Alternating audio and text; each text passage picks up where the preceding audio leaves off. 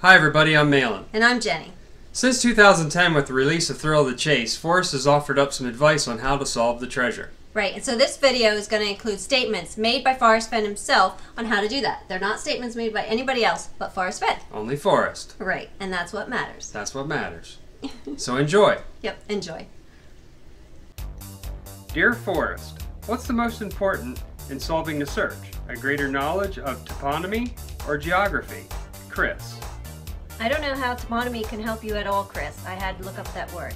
But if you knew the geographic location of each clue, it would be a map to the treasure. Dear Mr. Fenn, you say the clues in the poem are to be followed in consecutive order. You have also said the book holds subtle hints. Are these subtle hints in consecutive order in relation to how they help with clues in the poem too? Thank you, Joseph. That's right, Joseph. You should start with the first clue and follow the others consecutively to the treasure. Hints in the book are not that organized.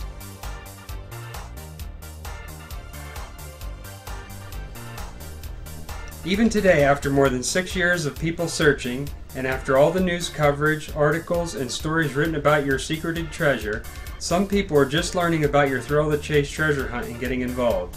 It continues to inspire. Do you have any advice for these new people? How should they begin the search 6 years after so many others? Do you feel they are at any disadvantage? No. Fresh eyes and new thinking might provoke a winning idea. I would advise new searchers to look for the clues in my poem and try to marry them to a place on a map. It seems like the longer one thinks about the search, the more they complicate the problem. And there's 3 really good questions and answers. Right, and I think it strongly suggests that the clues relate to geographic locations. Absolutely. Yep, so let's continue.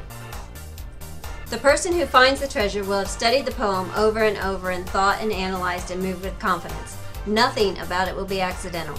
T.S. Eliot said, "We should not cease from our exploration, and at the end of all our exploring will be to arrive where we started and know the place for the first time."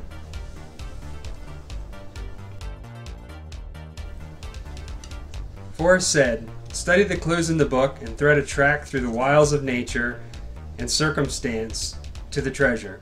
If you find it, you can have it. I warned the path would not be direct for those who had no certainty of the location beforehand, but sure for the one who did." The next 4 refer to the first clue. The first clue in the poem is, "Begin it where warm waters halt." That's the first clue. If you can't figure that clue out, you don't have anything. What surprises me that so many ignore the first clue in the poem. Without it, all the searcher has is the memory of a nice vacation. Although many have tried, I doubt that anyone will find a blaze before they have figured out the first clue. The most common mistake that I see searchers make is that they underestimate the importance of the first clue. If you don't have that one nailed down, you might as well stay home and play canasta.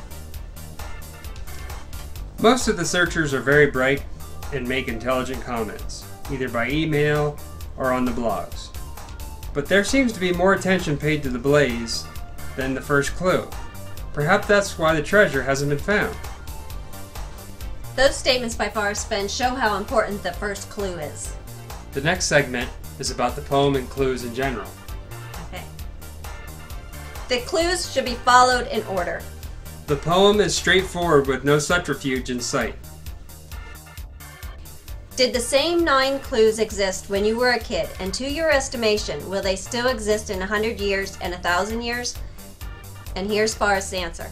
The clues did not exist when I was a kid, but most of the places the clues refer to did.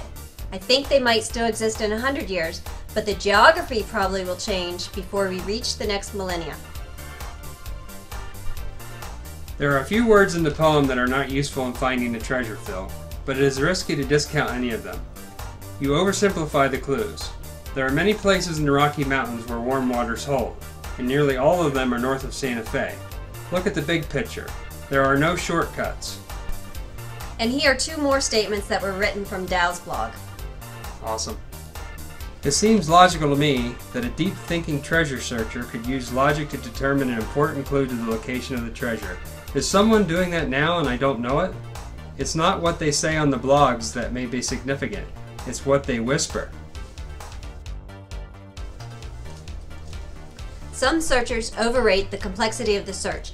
Knowing about head pressures, foot pounds, acre feet, Bible verses, Latin, cubic inches, icons, fonts, charts, graphs, formulas, curved lines, magnetic variation, codes, depth meters, riddles, drones, or ciphers will not assist anyone to the treasure location, although those things have been offered as positive solutions. Excellent research materials are The Thrill of the Chase, Google Earth, and/or a good map. And here are 5 more. All that will be needed are the clues, some resolve, a little imagination. If a person reads the poem over and over and is able to decipher the first few clues in the poem, they can find the treasure chest. It may not be easy, but it certainly isn't impossible. I could go right straight to it. All the information you need to find a treasure is in the poem. The chapters in my book have very subtle hints, but are not deliberately placed to aid the seeker. Good luck in the search. A polite-like email from Christy, who admits to being a desk person, prompts me to say that if you are walking long distances in search of the treasure, you're walking too far. Nobody is going to happen on that treasure chest. You're going to have to figure out the clues in the poem and go to it. And there's 20 pieces of advice from Forrest on how to find his treasure. Right. Excellent advice. Let us know in the comments below which is your favorite. Until next time. Yep, best of luck.